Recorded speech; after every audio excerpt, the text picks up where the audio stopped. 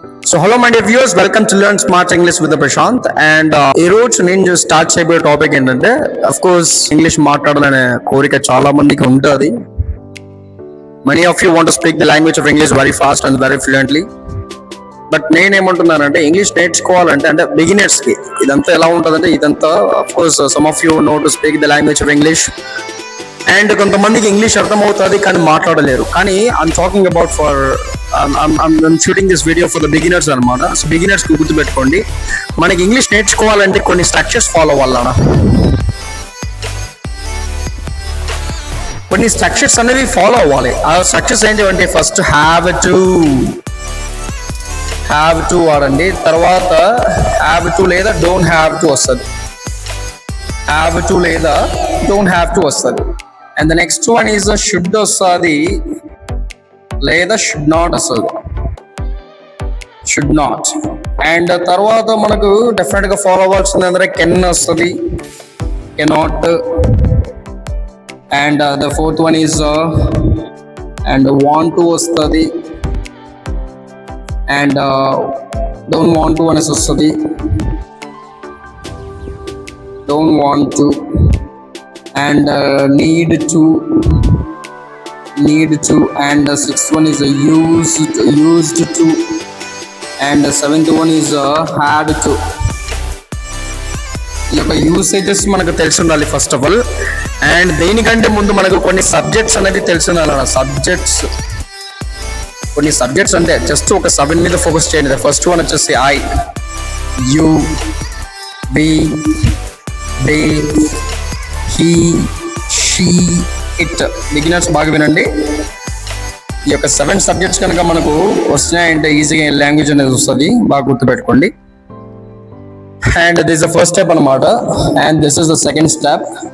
And third step మనకి verbs తెలిసిన verbs daily మనం అంటే entire language depends on the verbs that we use in all that. And వచ్చేసి next one subject లో వచ్చేసి నేను ఐ అంటే ఏం లేదన్నా. ఐ అంటే నేను, నీవు వస్తుంది, యు అంటే నీవు మనకు ఆల్రెడీ తెలుసు, వి అంటే మేము, దే అంటే వాళ్ళు అనేసి వస్తుంది, అండ్ హీ అంటే అతను వస్తుంది, అతను అనేసి వస్తుంది, అండ్ షీ అంటే ఆమె లేదా ఈమె అనేసి వస్తుంది, ఇట్ అంటే అది వస్తుంది, అది లేదా ఇది అని వస్తుంది. It can be use for things అనమాట. ఇక్కడ ఇవి నేర్చుకోండి. First step. సెకండ్ స్టెప్ ఏంటంటే, నన్ను హ్యావ్ టు అంటే ఏంటి నాన్న? హ్యావ్ టు అంటే చెయ్యాల్సిన పనులు అంటాం. చెయ్యాల్సిన పనులను హ్యావ్ టు అంటాము. అండ్ డోంట్ హ్యావ్ టు అంటే చెయ్యాల్సిన అవసరం లేదు, నెగటివ్. చేయాల్సిన అవసరం లేదు, నువ్వు చేయాల్సిన అవసరం లేదు అంతే. షుడ్ అంటే ఏంది? చెయ్యాలి, చేయాల్సిన పనులే. చేయాల్సిన పనులైనా షుడ్ అంటాం. బట్ ఏంటివి? తప్పనిసరిగా చేయాల్సిన పనులు అనేసి అంటాం. అండ్ షుడ్ నాట్ అంటే తప్పనిసరిగా చెయ్యకూడదు, నువ్వు ఆ పని చెయ్యకూడదు అనే కమాండింగ్ వేలో మాట్లాడేటప్పుడు మనం షుడ్ నాట్ అనేది వాడతాము. కెన్ అంటే చెయ్యగలను, కెపాసిటీ, చెయ్యగలను. కెన్ అంటే. కెనాట్ అంటే చెయ్యలేను సార్, నేను ఆ పని నేను చెయ్యలేను సార్, నాకు చెప్పుదు సార్ అనేసి అంటారు కొంతమంది. సో చెయ్యలేను అనే పనులు. అండ్ వాంట్ అంటే చెయ్యాలని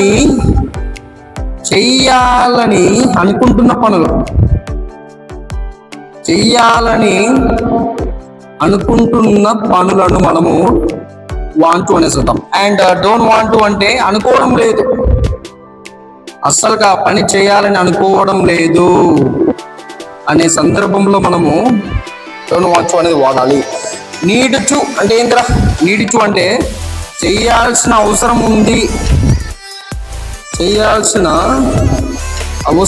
ఉంది, అనే పనులలో మనము ఇది వాడాలన్నా. At the same time used to అంటే చేస్తూ ఉండేవాడిని, రాస్తూ ఉండేవాడిని, మాట్లాడుతూ ఉండేవాడిని, అడుగుతూ ఉండేవాడిని, పరిగెడుతూ ఉండేవాడిని, బాగా చదివేవాడిని, బాగా అల్లరి చేసేవాడిని, బాగా నేర్చుకునేవాడిని, బాగా ఫైట్ చేసేవాడిని, ఆ సందర్భంలో ఆ సెంటెన్సెస్ అని దేని కింద యూజ్ చేయొచ్చు అంటే మనం యూజ్ టు కింద యూజ్ చేయొచ్చు. అండ్ హ్యాడ్ టు అంటే సార్ నేను నేను చెయ్యాల్సి వచ్చింది. ఇట్స్ లైక్ నేను వెళ్ళాల్సి వచ్చింది, నేను మాట్లాడాల్సి వచ్చింది, నేను అడగాల్సి వచ్చింది, నేను పరిగెత్తాల్సి వచ్చింది, నేను చదవాల్సి వచ్చింది, నేను వాడిని కొట్టాల్సి వచ్చింది, తిట్టాల్సి వచ్చింది, నేను అమౌంట్ దొంగతనం చేయాల్సి వచ్చింది, నేను తినాల్సి వచ్చింది, నేను నిద్రపోవాల్సి వచ్చింది, నేను అడగాల్సి వచ్చింది మిమ్మల్ని అనేసి ఈ యొక్క సందర్భంలో వాడేటప్పుడు మనము హ్యాడ్ టు అనేది తీసేయాలి. చూడండి, ఒకసారి గమనిస్తే ఇంగ్లీషు బిగినర్స్ కి ఏ విధంగా స్టార్ట్ అవుతుందని ఫస్ట్ ఇవి నేర్చుకోండి. దెన్ సెకండ్ స్టెప్ స్ట్రక్చర్స్ నేర్చుకోండి. ఫస్ట్ ఒక్కొక్కటి మనం ఎక్స్ప్లెయిన్ చేసుకున్న పోతే ఈజీగా అర్థమవుతుంది. అదేంటంటే చూడండి, ఇక్కడ హ్యావ్ టు అంటే చేయాల్సిన పనులు. For example, I have to study, నేను చదవాలి, నేను వెళ్ళాలి, నేను రాసుకోవాలి, నేను అడగాలి, నేను పరిగెత్తాలి, నేను కూర్చోవాలి, నువ్వు రావాలి, నువ్వు అడగాలి, నువ్వు ఆడాలి, నువ్వు కొనుక్కోవాలి, నువ్వు తీసుకోవాలి, నువ్వు అది అర్థం చేసుకోవాలి. ఈ సందర్భంలో మనం హ్యావ్ టు అనేది వాడతాం. లేదు సార్, నువ్వు పని చేయాల్సిన అవసరం లేదు, నువ్వు రావాల్సిన అవసరం లేదు, వెళ్ళాల్సిన అవసరం లేదు, అడగాల్సిన అవసరం లేదు, పరిగెత్తాల్సిన అవసరం లేదు, కూర్చోవాల్సిన అవసరం లేదు, నిల్చోవాల్సిన అవసరం లేదు, కొట్టాల్సిన అవసరం లేదు, వెళ్ళాల్సిన అవసరం లేదు. ఈ యొక్క సందర్భంలో మనం డోంట్ హ్యావ్ టు అనేది వాడాలి. And the same time should తప్పనిసరిగా చేయాలి. షుడ్ అనేది చాలా మంది టీచర్లు యూస్ చేస్తూ ఉంటారు. ఎలా అంటే you have to, you should study, you should write your homework.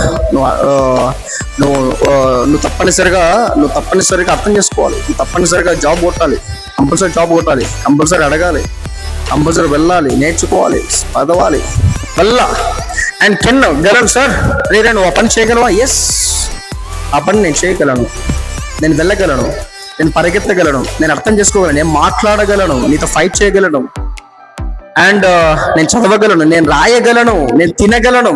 మీరు ఏం చెప్పాల్సిన అవసరం లేదు. అంటే కెపాసిటీ, మన కెపాసిటీని మనం ఎక్స్ప్రెస్ చేయాలంటే కెన్ అనేది వాడతాం. కెనాట్, లేదు సార్ నేను చేయలేను, మాట్లాడలేను, అడగలేను, కూర్చోలేను, నించోలేను, పరిగెత్తలేను, లేజీ ఫెలో అన్నట్టు ఉన్నప్పుడే మనము కెనాట్ అనేది యూజ్ చేస్తాం.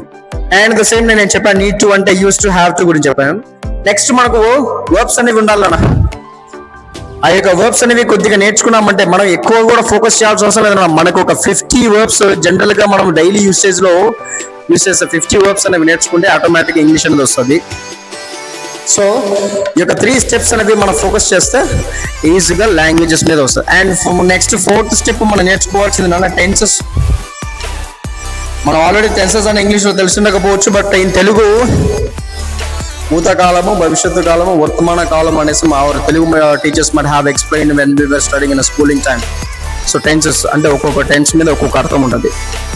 ఫర్ ఎగ్జాంపుల్, అది ప్రెసెంట్, పాస్ట్, ఫ్యూచర్. నువ్వు సెంటెన్స్ అనేది ప్రెసెంట్ లో మాట్లాడాలా, పాస్ట్ లో మాట్లాడాలి, ఫ్యూచర్ లో మాట్లాడాలనేది కమ్యూనికేషన్ అవ్వాలంటే టెన్సెస్ మీద ఫోకస్ చేయాల్సిందే. That's what. సో ఇవన్నీ మనం నేర్చుకున్నామంటే ఆబ్వియస్లీ ఆల్మోస్ట్ మన ఒక 60% ఆఫ్ లాంగ్వేజ్ మనకు వచ్చేసినట్టే నన్ను గుర్తుపెట్టుకోండి. Remaining 40 it becomes very easy when we focus all these things. So that is what I'm telling you. Please do follow my channel. I'm going to explain each and every topic clearly, a lot of understanding. And మీకు ఒకవేళ offline classes కావాలన్నా, and I'm just going to give you my number in the description or else on the screen itself. లేదు sir మాకు offline అంటే and this will be very useful for the Nandyal local people and surroundings people also here. And thank you so much. That's all for today's video. Thank you. Have a nice day. Let us meet in the next class, in the next video, and let us learn the language very easily. That's why I mentioned my channel name is as English is made easy with Prashant. So thank you so much. Have a nice day. Bye bye.